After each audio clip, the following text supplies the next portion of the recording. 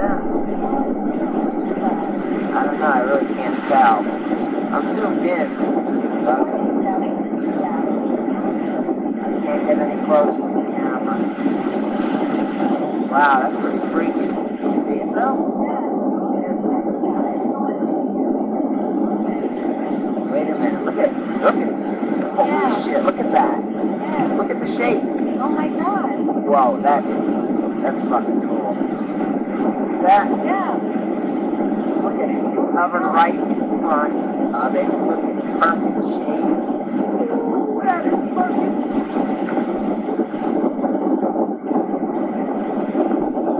Wow.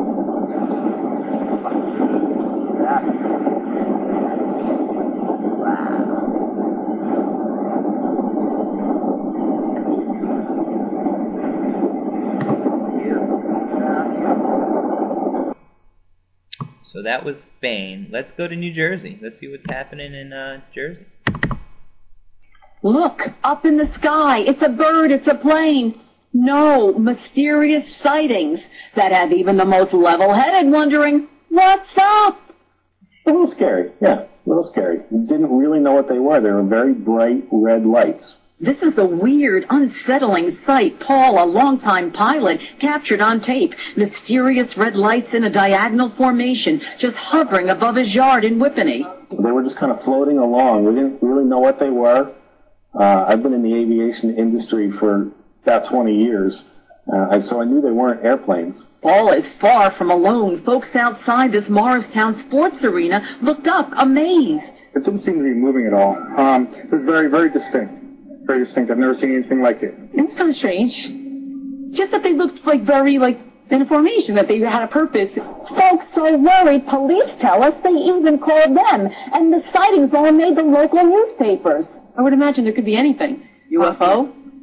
It's possible. Why not? What do you think those red lights were? Aliens? Really?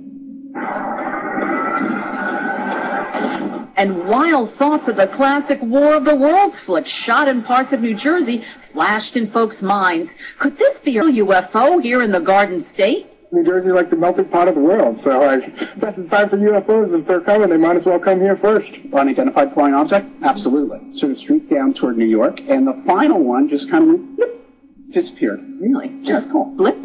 Yeah, I'd say blip.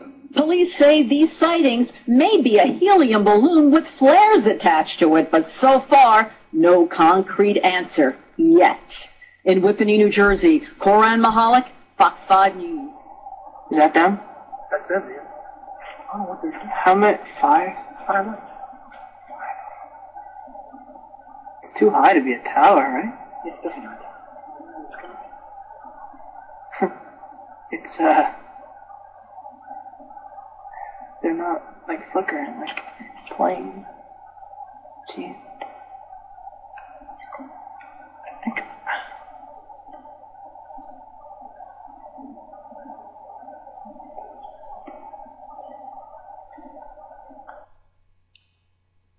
Wow, so I can tell you those are not helium balloons. Some of the explanations are unbelievable. Quite hilarious. Hilarious. Kind of gives you the clue. So that was Jersey. Let's show one more. This is from some Fox News footage, and I think this is incredible. I think Stephen Greer is featured on this one, so this is a good one. Are we alone in the universe? It is a question people have pondered for centuries, and now new declassified documents could prove we're not. Among the evidence out there, strange lights over the U.S. Capitol more than 50 years ago. Fox 5's Brooke Baldwin investigates UFOs in Washington. Phoenix, Arizona, March 13th, 1997.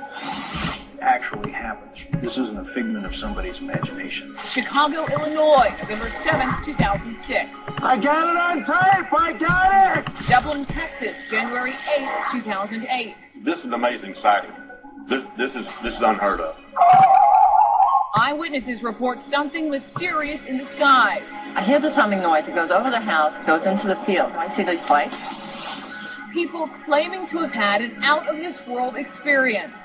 People think I'm crazy because I will come forward and tell this story. 3 unusual sightings caught on tape. Each, according to some, has a reasonable and logical explanation. This is the planet Venus. Others, though, believe these sightings are something bigger, something from another galaxy. We're talking about hundreds of thousands of cases, and I don't think there's a single day where there aren't very strong cases that are reported somewhere in the world. An alien invasion or a government cover-up. These recently declassified documents show just how seriously the government has treated these sightings, including one front-page story here in D.C. The sky is the stage, the actors so-called flying saucers. And they're back on the scene with some new twists. July 1952, air traffic controllers at Andrews Air Force Base in Maryland pick up 10 to 12 unidentified objects on radar. Minutes later, another sighting, this time at Washington National Airport. The Air Force sent up 2 fighter aircraft to intercept the flying objects, according to confidential security information now released to the public.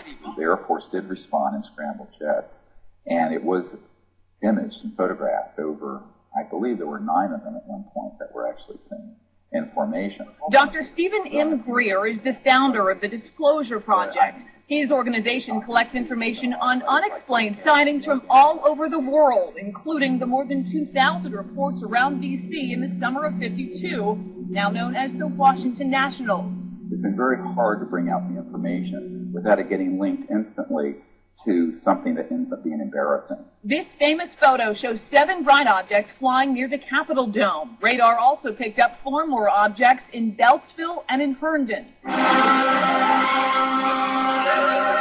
Facing increased pressure from the public, the military held a news conference saying the objects seen throughout the region were weather-related, nothing more than, quote, temperature inversion. We have, as of date, come to only one firm conclusion with respect to this remaining percentage, and that is that it does not contain any pattern of purpose or of consistency that we can relate with to any conceivable threat to the United States. A conceivable threat that made it all the way to the Oval Office. The president got very interested and wanted some kind of a solution. Reserve Air Force Captain Kevin Randall has been studying UFOs for years. He's written 18 books, one of them specifically about the D.C. sightings. But the Air Force says basically, well, what it was is temperature inversions. Were there inversion layers over Washington, D.C. in July of 1952? The answer is yes, there were.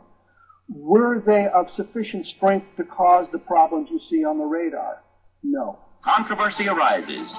Maybe the puzzling objects are from another planet. Puzzling objects, Dr. Greer believes, are behind a cover-up at the highest level. Everyone who I know who are military or intel were told, you didn't see this, you were not on the squadron that went up, the radar operators were told, this never happened. But something did happen those July nights.